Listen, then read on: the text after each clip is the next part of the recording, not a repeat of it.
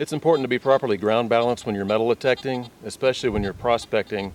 A lot of this ground has a lot of high mineralization in it. So as I get into this area, I want to be sure that I'm properly ground balanced. First, I'm going to do so automatically. I'm simply going to push the ground balance button and hold it while I bob the coil up and down an inch or two above the ground and listen to the response.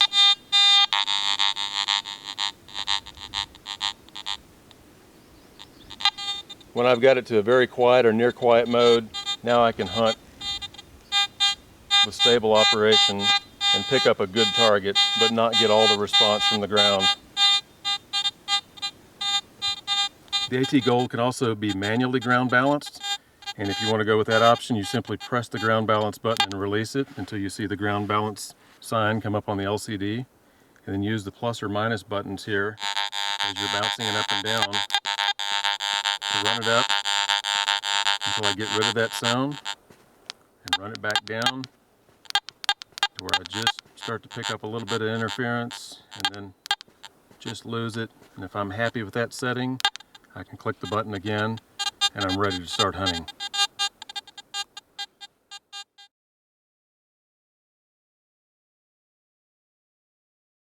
The AT Gold's ground balance window is a powerful feature for overcoming various ground variations or anomalies. In the average hunting environment most people will encounter, the ground balance window's factory default setting of 2 will not need to be changed at all. Now, to demonstrate where ground balance window really comes into play, I'll go through several demonstrations here in our Garrett test lanes. The ground balance window only applies to the all metal mode. So to change the window settings, I use the ground balance push button and the plus or minus iron disc push buttons. After you change the window setting, push the ground balance button again to begin operation. Now, this test lane contains highly mineralized soil. You can hear it react. So when I ground balance the AT Gold, I have a reading of 85 on there now. One important thing to note about ground balancing, when you ground balance the detector in mineralized soil like this, it's very important that you ground balance at the search height, at the level you're going to sweep the coil above the ground. In neutral ground, there's not much penalty to this. In this hot ground where it's highly mineralized, I want to balance my coil as close to the ground as possible because that's where I'll be sweeping the coil, right above or right on the ground. My reading is 85 when I ground balanced. Now, if I stood here and ground balanced the coil several inches above the ground, I might get a slightly different reading in different terrains.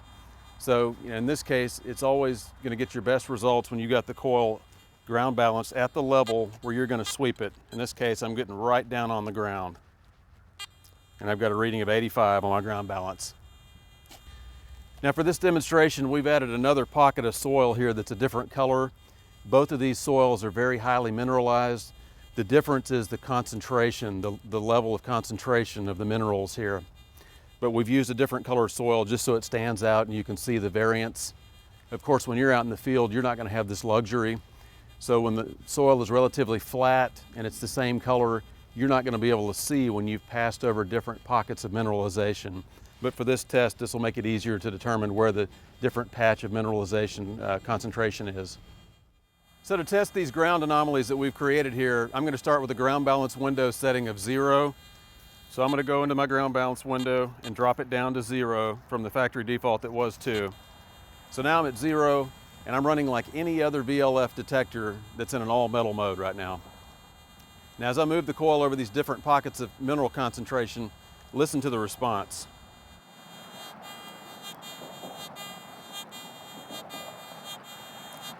I've got the threshold up a little bit so you can hear the audio without the headphones, but you can hear a response from this different pocket of soil concentration.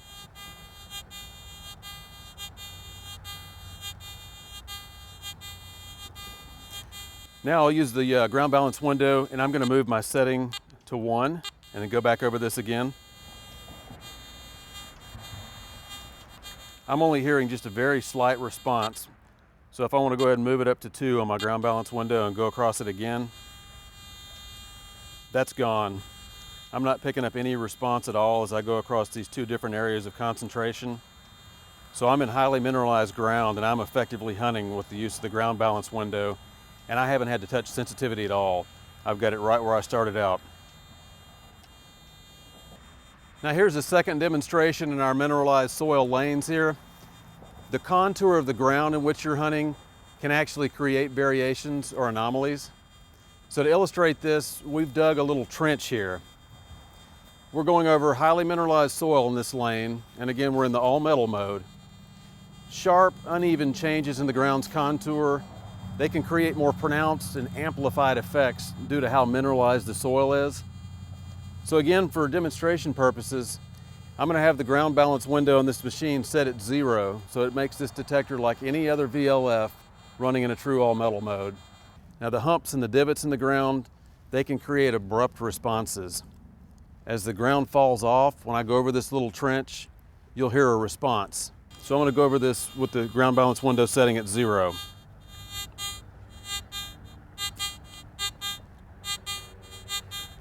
Notice that response.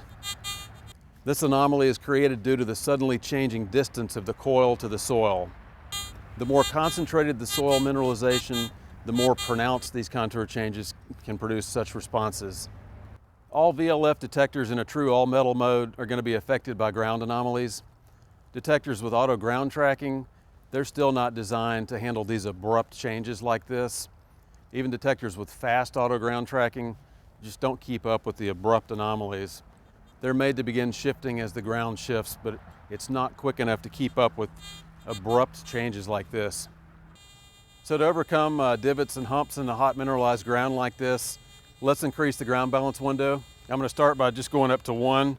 Right now, we've got a strong response. I'm going to go to 1 and go back over it.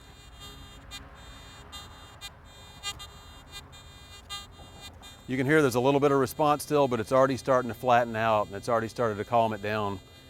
So let's go up to 2 and listen to it again. It's much improved, although I'm still hearing just a few tails of response. So in this case, I'll go ahead and run it up to 3 on my ground balance window. And now I've got a really stable operation, even in this hot mineralized ground. Now this scenario would come into play where the ground is rapidly changing with cuts, divots, and other anomalies. Moisture is another anomaly that ground balance window can help overcome. You know, the earth is made up of different mixtures of clays and sands and silts and rocks, and they can collect different levels of water. Water with any minerals mixed into it is going to be a good conductor of electricity. So there's scenarios where you can use the ground balance window to also overcome those kind of anomalies as well. One important thing to remember about the ground balance window is use just enough. Only use what you need to overcome the situation that you're facing. It's the same principle as using too much iron to scrim. If you use too much or more than you really need, the downside is that your detector can become a little bit less sensitive to small, faint targets. For a third demonstration, let's look at the most extreme conditions. And this would be where 2 really nasty soils of different concentrations come together. So to demonstrate this, again, we're in our test pits here at Garrett. This is highly mineralized soil in this lane. And what we've got here is one of our gold pans, and I've filled this up with some of the most extreme soil that you can encounter. This is Australian ironstone gravel. It's so mineralized I can literally pick it up with a magnet like the one on the end of this retriever tool. This ground will literally stick to the magnet. But I've buried this pan of Australian ironstone right in the middle of this mineralized lane to simulate 2 nasty soil conditions of different concentrations side by side. So what I'll do, I'll go back to the AT Gold, turn this on, and of course it's going to be at factory settings. So to make it like any other VLF detector, I'm going to run back to 0 on my ground balance window. And let me go over the natural soil that's present here in this lane. Ground balance coming in at about an 85 here. And what I'm going to do is go over this pan and listen to any response that we get from this different concentration of minerals here. There's a huge response from this Australian ironstone as we go across it. So what I'll do first is go in here to my ground balance window, and I'm going to run it up a couple points and check again, see if I have any improved response. Still pretty significant response. You know, again, this is some of the worst stuff that you could ever possibly encounter. Run it up to 5 and go back over it. Much improved. Still got some little tails of response though as I go across it. So I'm going to go all the way up to 6 in this case.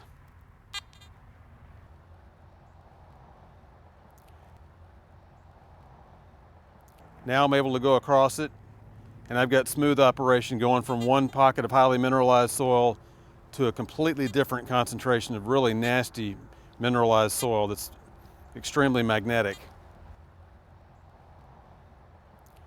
Now what we'll do is put some targets underneath this and demonstrate the fact that we're properly ground balanced and we've got our ground balance window set to handle this nasty situation.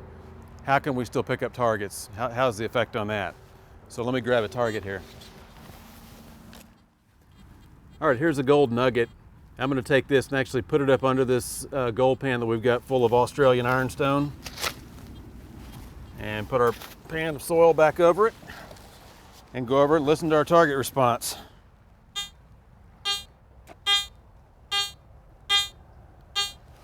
Now clearly I'm picking up a target there, and that's after we've used the ground balance setting to overcome these really bad situations. Now the same thing holds true, not just for prospectors, but for coin hunters and relic hunters. I've got a bronze Roman coin here. Do the same thing. I'll put it up under this pan of Australian ironstone, and to simulate a really nasty situation you might find in a place like Italy that's got a lot of highly mineralized ground, you'll need to sometimes overcome similar really tough situations. So let's see if we can pick up this bronze coin.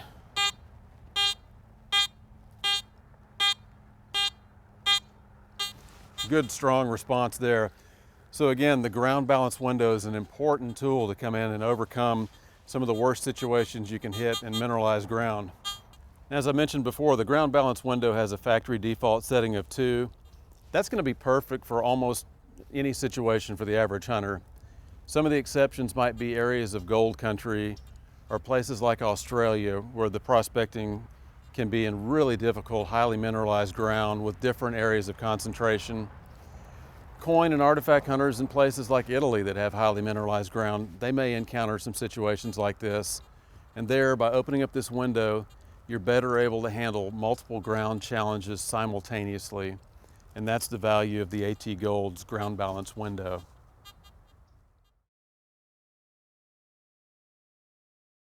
Threshold is the constant background hum that is added to the target response.